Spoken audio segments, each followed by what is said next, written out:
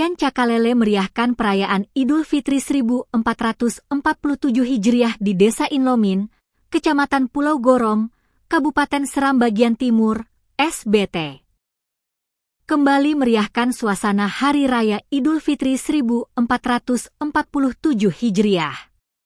Serupa tahun-tahun sebelumnya, diiringi dentuman tifa, belasan pemuda dengan membawa parang berlenggok seirama.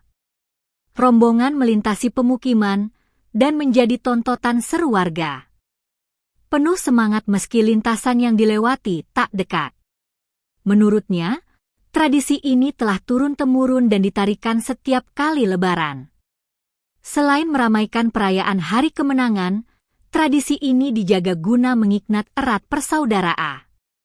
Lanjutnya, dari rumah ke rumah mereka menari, dan biasanya para penari langsung disawer.